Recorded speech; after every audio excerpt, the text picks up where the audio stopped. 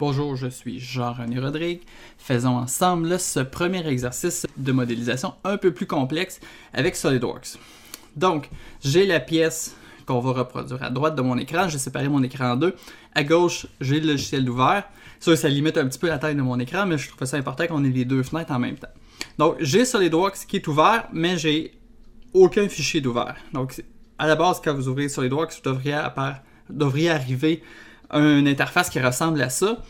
On va se démarrer un nouveau fichier, donc un fichier vide. Donc on va aller ici dans Fichier Nouveau. C'est possible lorsque vous allez arriver à cette étape-ci de voir deux interfaces. Soit l'interface débutant ou novice qui vous demande si vous voulez commencer avec une nouvelle pièce, un nouvel assemblage ou une nouvelle mise en place. Ça se peut que vous soyez aussi sur l'assemblage avec l'interface avancée. Où est-ce que vous avez différents onglets qui correspondent à différents dossiers dans lesquels sont contenus des fichiers de départ, des gabarits de départ pour faire différents types de dessins, donc dessins de pièces, dessins d'assemblage, dessins de mise en place et quelques autres aussi. Donc ça se peut que par défaut, vous devriez avoir modèle et tutoriel. C'est possible que vous n'ayez d'autres en entreprise, c'est possible que même avec l'installation de départ, ça soit un petit peu différent. Mais essentiellement, vous avez le choix de commencer une nouvelle pièce, un nouvel assemblage, ou une nouvelle mise en plan aussi. Pour l'instant, on va rester dans l'interface novice et je vous invite à cliquer sur pièce. Ensuite, cliquer sur OK. Donc, je commence avec une pièce vide. Donc, à l'écran, j'ai absolument rien. Donc, dans la zone de dessin ici, j'ai rien. J'ai mon arbre de création à gauche qui contient les références de base. Donc, un plan de face, un plan de dessus et un plan de droite.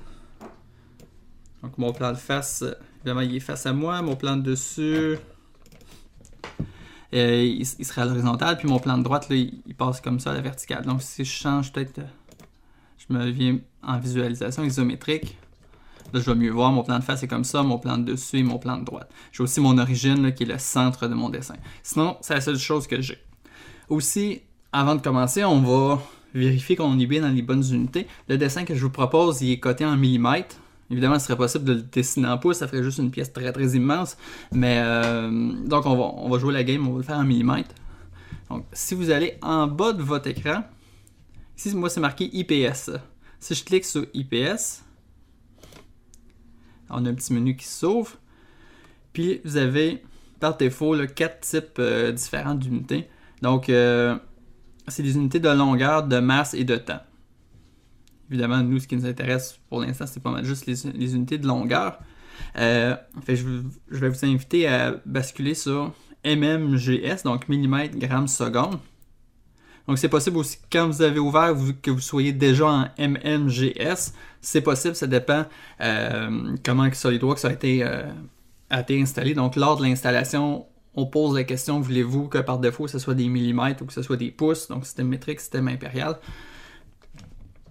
Mais pour l'instant, je vous demande de basculer à millimètres, grammes, secondes. Donc, on est prêt à commencer.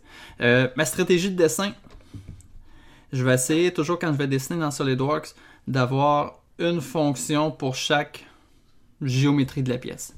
Fait que dans un premier temps, je vais venir dessiner une esquisse qui va représenter le contour donc en vue de face, donc le profil que je suis en train de montrer là, avec mon curseur de ma souris. Donc, je vais dessiner ce contour-là. Je vais l'extruder pour lui donner la profondeur de 32 mm. Ça va être ma première étape, première fonction. Ensuite de ça, je vais continuer en ajoutant les trous qui sont sur le plan horizontal, les trous qui sont sur le côté droit. Et je vais terminer avec les chanfreins, donc de casser mes coins et mon arrondi qui est sur le dessus de ma pièce. Donc ça va me donner je compte bien 5 étapes différentes, on va y aller une à une. Donc on évoque notre première étape. Le premier contour que je propose de dessiner, il est sur le plan de face. Donc ici, cette surface-là, ça va être je vais considérer que c'est ma face. Et la surface ici, je vais considérer que c'est mon profil droit. Donc je vais commencer à dessiner une première esquisse sur mon plan de face. Donc je vous invite dans l'arbre de création à cliquer sur plan de face pour qu'il soit sur brillance. Et ensuite, on va aller dans esquisse. Et on va cliquer sur esquisse pour démarrer une nouvelle esquisse. Automatiquement, le plan s'est basculé, donc notre point de vue a fait une rotation pour qu'on soit bien face à notre plan de face, ce qui va nous permettre de dessiner notre esquisse à plat. Donc, on va prendre l'outil ligne et on va commencer. J'aime toujours ça, m'accrocher sur mon origine pour commencer. Je pourrais dessiner mon esquisse centrée par rapport à mon origine. Je pourrais la dessiner soit toute d'un côté. Juste pour que ce soit plus simple pour notre premier exercice ensemble, je vais commencer. Je vais décider que mon origine, c'est le coin inférieur gauche de ma pièce. Ça va être plus simple.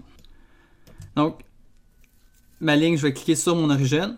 Je vais tracer une ligne horizontale. J'ai pas besoin d'avoir exactement la bonne dimension tout de suite. Je vais simplement tracer des lignes qui vont être à peu près de la même longueur. Donc, mon premier côté, là, ma pièce est symétrique, là, fait qu'un côté ou l'autre, c'est pareil. Ça mesure 40 mm de long. Fait que je vais, pour que ça soit plus simple dans les étapes suivantes, je vais aller à peu près à 40, mais que je sois à 33 ou que je sois à 52, c'est pas très grave. On va juste être autour de 40. Après ça, ça monte, on a une petite marche à la verticale de 17. On a une ouverture de 35. Je redescends. Je vais redescendre. Je vais m'assurer d'être à la même hauteur. Donc, si je descends mon curseur tranquillement, lorsque j'arrive à la même hauteur que mon trait initial, j'ai un petit pointillé bleu qui est apparu, là, qui vient rejoindre mon premier trait à gauche. Donc, à ce moment-là, je vais cliquer. Ça va m'assurer que je suis à la même hauteur que mon premier trait. Je vais faire un autre trait d'environ 40. Je vais monter d'environ 13. Je peux zoomer aussi là, au besoin. Donc, à peu près 13. Je vais continuer vers la gauche, environ 25. Au total, ma pièce mesure 64 de haut. Bon, je ne ferai pas le calcul tout de suite. Bon, allons-y, grosso modo, je sais que ça va être un peu plus petit que 64. Là, ça va être 64 moins 13. 51. Je me préoccupe pas trop de ça. Puis je pourrais même continuer sans m'en préoccuper. Là. Je vais juste dessiner ma géométrie rapidement pour qu'elle ressemble grosso modo à mon original. Comme ça. Et je m'assure de venir terminer sur mon point d'origine. Vous pouvez appuyer au clavier sur la touche échappe pour quitter, ou sinon, là, lorsque vous cliquez sur l'origine, la commande ligne devrait se fermer, sinon appuyez au clavier sur la touche échappe. Donc j'ai mon esquisse, elle a grosso modo la bonne forme. Avant de mettre des mesures, je vais regarder que j'ai pas d'aberration au point de vue des relations d'esquisse. Donc mon premier trait horizontal, j'ai le petit symbole à côté horizontal. Donc c'est ça que je veux qu'il soit horizontal, vertical, horizontal, vertical. Donc je voudrais que chacune de mes lignes à côté ait un symbole vertical ou horizontal. Parce que j'ai aucune ligne qui est dans une orientation quelconque. Donc si j'avais une ligne qui n'a pas le symbole vertical ou horizontal, ben, on va venir l'ajouter. Faisons le jeu. Le petit symbole vertical ici, je vais simplement cliquer dessus, appuyer sur effacer au clavier. Puis maintenant, ben, c'est possible là, de déformer mon dessin. Je clique sur la ligne qui est problématique. J'ai dans le menu de gauche des relations d'esquisse qui me sont offertes. Moi, c'est vertical qui m'intéresse. Et voilà, mon dessin est maintenant contraint à vertical. Je vais ajouter des mesures. Je vais prendre une cotation intelligente et je vais ajouter toutes les mesures là, qui sont proposées sur mon dessin. Donc, je vais commencer là, avec un 40 mm ici. Donc, vous avez simplement à cliquer sur la ligne et à cliquer une deuxième fois pour définir l'emplacement de votre cote. Sinon, vous pouvez aussi cliquer sur 2 points, donc les 2 points d'extrémité. On clique une troisième fois dans ce cas-là pour venir placer la cote et on rentre la valeur 40 suivi la touche entrée. On continue comme ça, la hauteur ici de 13 mm. C'est symétrique, je vais rentrer un 13 mm de l'autre côté. L'ouverture dans le milieu de 17. La largeur là, des deux oreilles, là, 19 d'un côté, 19 de l'autre. Je attire votre attention sur le fait que les lignes changent de couleur. Au début, toutes mes lignes étaient bleues. Maintenant, j'ai ces lignes-là, pas celle-ci, mais celle-là, qui sont maintenant noires. Lorsqu'une ligne est noire ou qu'un point est noir, ça veut dire qu'il est maintenant totalement contraint, donc c'est maintenant impossible de le déplacer. C'est ce qu'on veut. On veut que toute notre esquisse soit noire. Ça veut dire qu'on a mis exactement la bonne quantité de cotes. Il en manque pas, puis il n'y en a pas de trop. Tant qu'il me reste des lignes bleues, mais ça veut dire que je peux encore déformer mon dessin. Donc je suis pas sûr qu'il y a la bonne forme, qu'il y a les bonnes dimensions. Et je vais continuer encore avec cotation intelligente. La hauteur totale de 64. Donc je peux aussi cliquer sur une ligne et une autre ligne parallèle pour ajouter une cote. 64. De l'autre côté aussi. 64. Zoomer un petit peu au besoin. J'ai une épaisseur de 13 ici. Toujours possible de redéplacer les cotes si l'emplacement qu'on a mis au début ne nous convient pas. On va essayer d'améliorer la clarté de notre dessin. J'ai une ouverture au centre là, qui a une largeur de 25. Mon oreille à droite en bas ici mesure aussi 25. J'ai l'ouverture ici qui mesure 35 de large. Et là, j'ai l'impression que toutes mes lignes sont noires. Et mon impression est confirmée parce que si je regarde dans la barre en bas de mon écran, ici, c'est écrit totalement contraint. Si j'efface une mesure, effacer, supprimer, c'est marqué sous contrainte, donc l'esquisse est sous contrainte, et j'ai une ligne ici qui est en bleu. Je vais revenir en arrière pour rajouter ma cote. Et maintenant, je suis revenu à totalement contrainte. Et on ajoute des cotes ou on ajoute des relations d'esquisse tant qu'on n'a pas l'indication totalement contrainte. Si on avait mis une relation de trop, donc j'en rajoute une autre ici, là, le 51, donc ça fait une relation de trop parce que SolidWorks est capable de faire le calcul 64 moins 13, donc il ne veut pas avoir la cote de 51 en plus, ça devient la cotation surabondante. Mais il va me poser la question, est-ce que vous voulez rendre cette cote pilotée? Si vous vous dites oui, je veux qu'elle soit pilotée, c'est une cote qui sera pas possible, donc il ne sera pas possible de changer la valeur. Donc elle est en gris un petit peu plus pâle, donc je ne peux pas changer sa valeur. Elle va simplement s'ajuster selon la valeur des autres. Ici, on ajoute encore une autre. Donc, je vais rajouter la même cote. Et qu'on choisit laisser cette cote pilotante. Mais là, mon esquisse est en erreur. J'ai des lignes, des cotes qui sont en jaune. Ça me dit, OK, ces éléments-là sont contradictoires. Enlève-en un, s'il te plaît. Ce que je vais faire, je vais enlever celui-là ici. Donc, première étape est faite. J'ai mon esquisse. Donc, je vais basculer dans l'onglet Fonctions. Je vais cliquer sur Base, bossage extrudé. Et je vais lui donner une profondeur. On peut lui donner une profondeur à l'œil comme ça. Ou on peut entrer une valeur précise. Dans mon cas, je vais entrer une valeur précise de 32 pour la profondeur. Je vais l'entrer ici, dans la fenêtre à gauche. 32 mm. J'accepte. Et j'ai ma première étape. On va ajouter les chanfreins sur les deux coins de ma pièce en avant. Donc la fonction chanfrein, on l'a déjà utilisée un petit peu avant. Donc toujours dans l'onglet Fonctions, on va aller la chercher. Dans mon cas, elle est cachée derrière la fonction congé. Quoi qu'il en soit, ils sont généralement regroupés ensemble. Donc on va chercher et on va choisir chanfrein. Je vais cliquer sur les deux arêtes où est-ce qu'on veut ajouter les chanfreins. Donc celle-là ici et celle-là ici. Mon chanfrein, il mesure 10 mm de large et il a un angle de 45. Donc on va faire un chanfrein avec une distance et un angle. Distance 10, angle 45. Par défaut, il me présente la bonne chose. Je vais simplement cliquer sur OK. Et voilà, mes deux chanfreins sont faits. Étape suivante, on va percer des trous. Donc on veut percer un trou sur la surface ici. Ou l'autre de l'autre côté, ça revient au même. Choisissez une surface. Allons dans Esquisse. On va démarrer une nouvelle esquisse. Pour que ça fonctionne mieux pour travailler, on peut aller ici là, dans Orientation de la vue et choisir Normal A. Et là, ça nous permet de travailler à plat.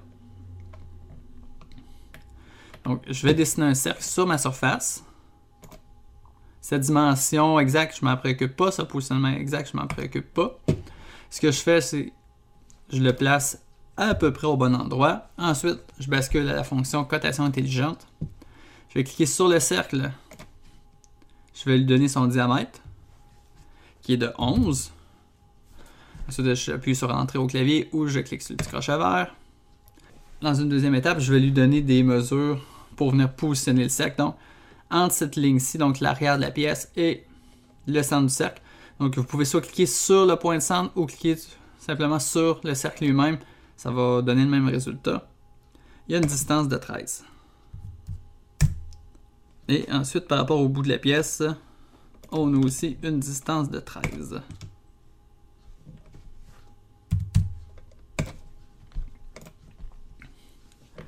J'aimerais ça avoir un trou de chaque côté, donc je vais refaire la même chose de l'autre côté.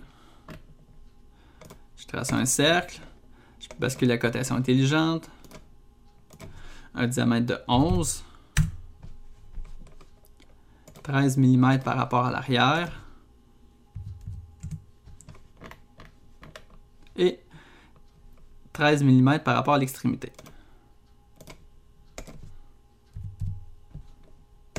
C'est ça.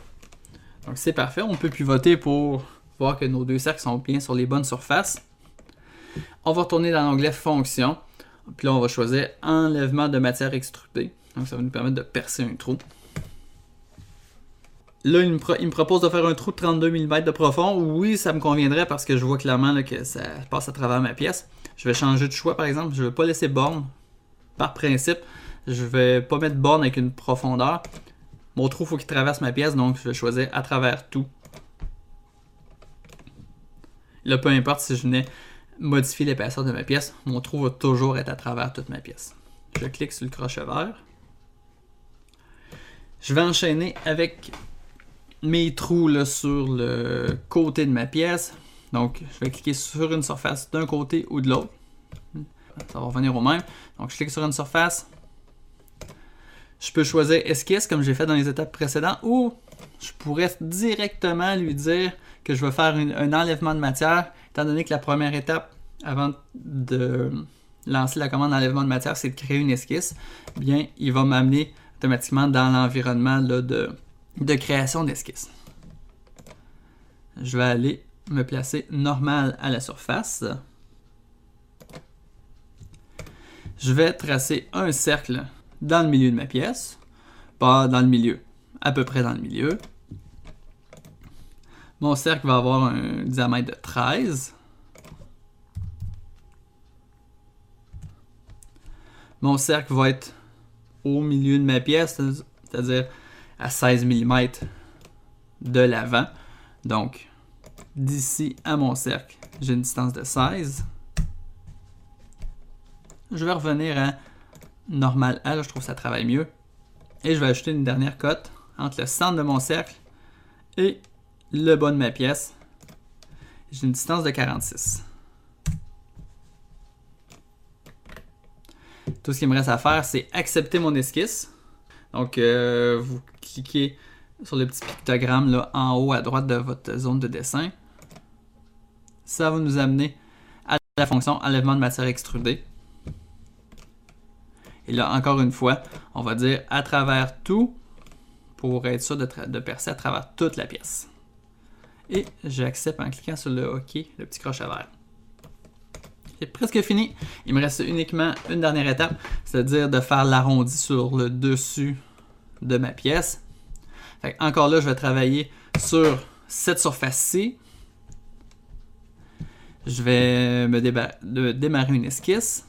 Je vais basculer à normal A. Puis, je vais me tracer un arc de cercle. Donc, un arc de cercle par son centre. Première chose que je vais faire, je vais donner le centre. Ensuite, je vais donner un point de départ et un point d'arrivée. Et je vais lui rajouter des relations d'esquisse parce que présentement, je peux le déplacer, je peux le déformer. Je peux le déplacer de plein de manières. Mon arc de cercle qui est tangent avec le dessus de ma pièce. Donc, je vais commencer par faire ça. Je clique sur l'arête de ma pièce. Je maintiens un contrôle enfoncé au clavier. Je clique sur mon arc de cercle. Et dans mes relations d'esquisse qui sont proposées dans la fenêtre à gauche qui vient de s'ouvrir, je vais sélectionner tangent. Ça ressemble déjà plus à ce que je veux, mais je peux encore le déformer. le rayon de cet arc de cercle-là, il est de 35 mm. Donc, je vais le coter. Donc, je clique sur mon arc, je place la cote, j'entre la valeur de 35. On y est presque. Donc là, la valeur de 35 est imposée. Mais ce qui me reste à faire, c'est les deux côtés de mon arc de cercle. Donc, ce point-ci et ce point-ci, je veux qu'ils soient à la même hauteur. Donc, je clique sur le point d'un côté, je maintiens CTRL enfoncé au clavier, je clique sur le deuxième point et je vais choisir horizontal pour les mettre sur une même ligne là, horizontale imaginaire. J'accepte tout ça. Donc, j'ai uniquement tracé un arc de cercle. Pas besoin d'en faire plus.